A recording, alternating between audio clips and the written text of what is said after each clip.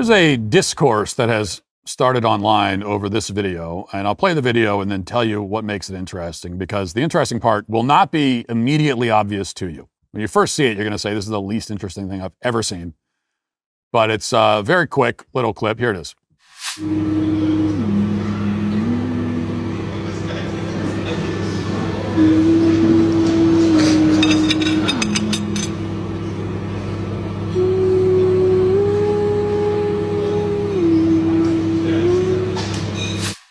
Now, for those listening to the audio podcast, that's a video of a person, a man, we're led to believe, sitting alone at a restaurant and crying while he eats his mashed potatoes.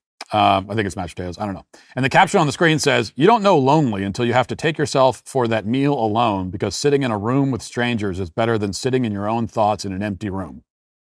Now, at first blush, nothing too fascinating going on here. This is someone performing sadness for the camera, selling their tears for clicks. Nothing more cynical or less sympathetic than somebody who takes a selfie video of themselves crying. Okay, you deserve no sympathy if you do that. I'm sorry. Anyone who, if you're that desperate for sympathy, then you shouldn't get any sympathy. It only encourages you at that point.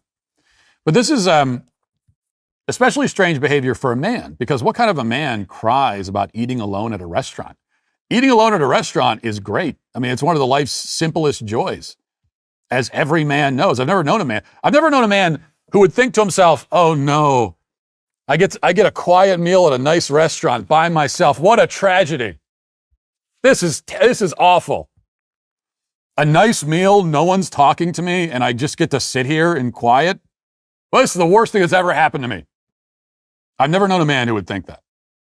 And besides, what kind of man would film this emotional meltdown and post it to TikTok? I mean, what kind of man would look back at a video of himself crying and say, "You know what? I need everyone to see this. I need everyone. I got to show the world. The whole world needs to see this. Hey, world, look at me crying here." What kind of man would do that? Well, as it turns out, the kind of man who does that is the kind of man who is not a man. This is, as you may have already been able to tell, apparently a female to male transgender. It is a woman who, quote unquote, transitioned to a man. That's what kind of makes it interesting. You know, we always talk about how trans people will never actually be the sex they're trying to be, which is obviously true. But it's also true that, especially in the case of a trans-identified female, which we don't talk about as often, we usually talk about the other way, you know, male-identified, trans-identified males. But in particular, when it comes to trans-identified females, they're never going to be a man, never going to be a male. But they may get to experience a small sliver of the thing. They'll never be the thing they want to be, but they may get close enough to stand in its shadow, ever so briefly. Because if a woman goes through with the medical transition, she probably will be allotted some tiny portion of the social experience of being a man. She won't be a man at all. Pre-transition, she was a billion light years away from literally being a man. Post-transition, she is still a billion light years away. But because of the way she looks, she will perhaps catch a hazy glimpse into the world of men. She'll get a small, diluted sip of the cup of manhood. And invariably, this small sip will prove to be way too much. It's like drinking a small sip of gasoline. It burns her, it destroys her, it eats away at her insides. And we've seen this many times before. We've seen many videos of these trans-identified females who, quote unquote, became men and are not happy at all, are devastated when they've discovered what it's like. Ellen Page is perhaps the most prominent example of this. It's a little bit like when I was 10 years old and I bugged my dad for a sip of his beer, because it looks delicious in the glass, right? It's like this froth. It looks like a root beer float or something in the glass. Beer does. And so to my surprise, my dad said, "Yeah," and then watched with amusement as I took one sip and recoiled in disgust. I mean, it looked so tempting from the outside, but then I drank it and discovered that it was bitter and foul. And I asked my dad, I said, "Wait, that's what it tastes like? And you actually like this stuff? How?" And that's the same question that women like the one in the video or Ellen Page ask after they get the tiniest little sip of the male experience. Wait, that's what this is? And you guys like this? What women don't realize is that the male experience is one of profound isolation. To be a man is to be isolated and alone in a very real sense. Now, we don't talk about it, partly because we don't fully realize it ourselves in the same way that a fish doesn't realize he's in water. We also don't talk about it because it would just be whining, but it's true. I mean, it's lonely to be a man, and it's a kind of loneliness that women, as the softer, more sociable, more relational sex, simply aren't built to endure. Now, when I say that men are isolated, I'm not even talking about the relentless demonization of men in our society. That obviously has an isolating effect. That's part of it, but this is even deeper than that. You know, men are isolated by nature. It's our lot in life. Single men, in particular, walk through a world where they are not really noticed or valued unless they can do or provide something. And then their value only goes as far as the thing they're doing or providing. Now, for a young woman, especially if she's modestly attractive, which just really means for a young woman, don't be fat. I mean, if she's not fat, then she is, in the eyes of many men, of plenty of men, will count as modestly attractive. And so for her, it's different. People will notice her and be nice to her just because she's there. And she doesn't need to do anything. It's just not that way for men. To be a single man in today's world, in any world, but especially in today's world, it's about the loneliest thing. And single women may be lonely too, but they typically have many more friends. They navigate a world that treats them nicely, that goes out of its way to make them feel valued. That's not the case for men. You know, a man may have a couple of friends, he may have none at all, but he lives in a world that just doesn't care how he feels. Either way.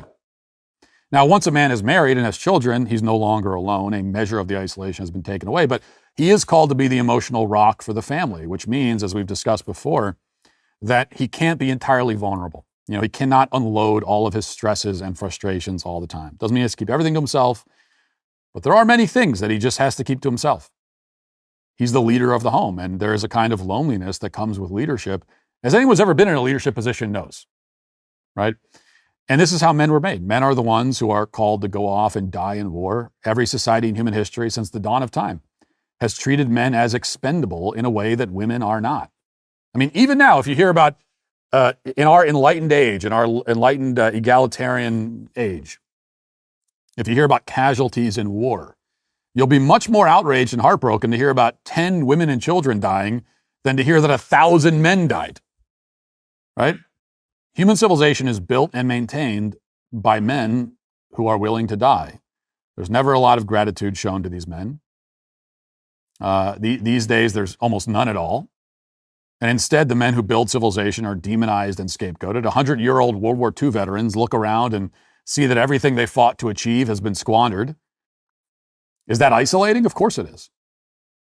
You know, men have always done the thankless tasks in society, the dirty and dangerous and unsightly things. And now the thanklessness has turned to outright scorn. Now, the good news for men is that we're made for this. You know, we learn to love our lot in life. We don't expect gratitude from the world because we never really received it.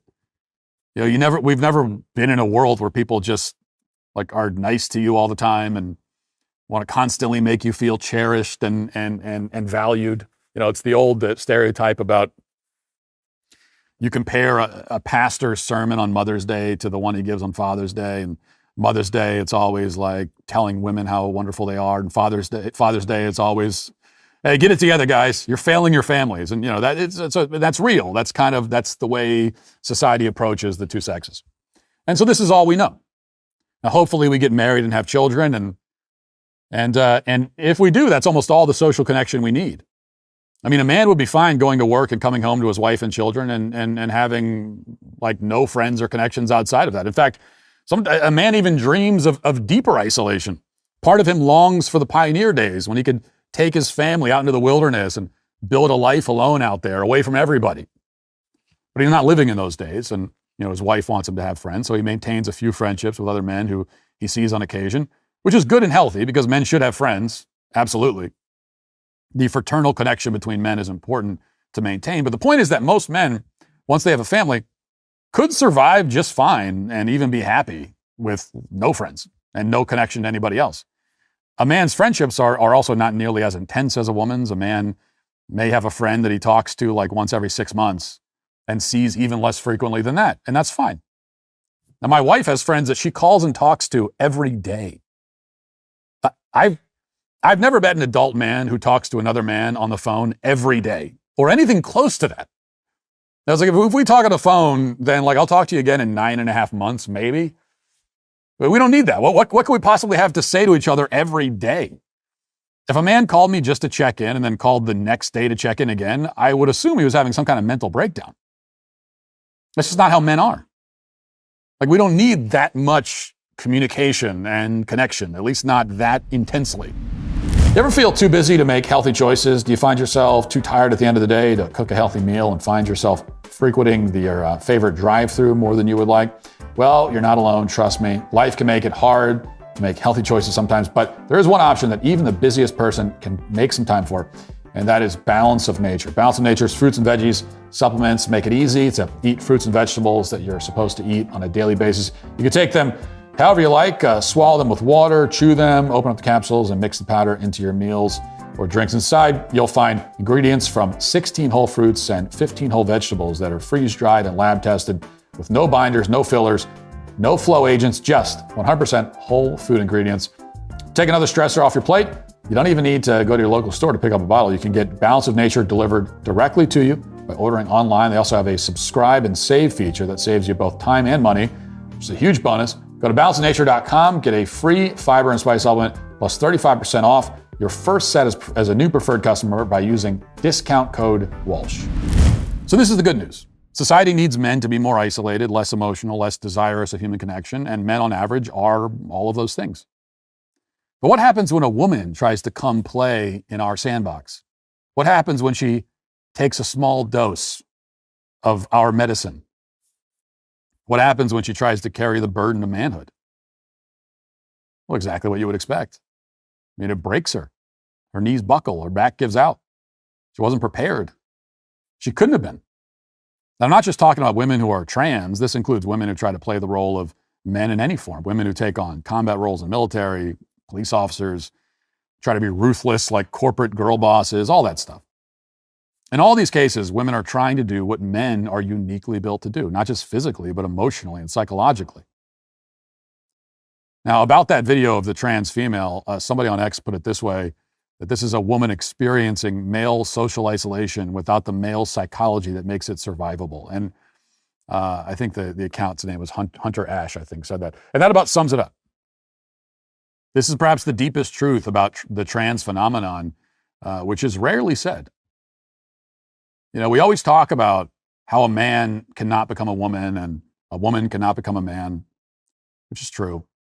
But what we don't say to the person trying to cross the divide from one sex to the other is this: you can't have what you want, but also you don't really want it. That'll do it for the show today and this week. Talk to you on Monday. Have a great weekend. Godspeed. Hey, YouTube, thanks for listening to the show. If you'd like access to my full show with no ads, you should go to dailywire.com and use promo code Walsh to get 2 months free on all annual plans. See you there.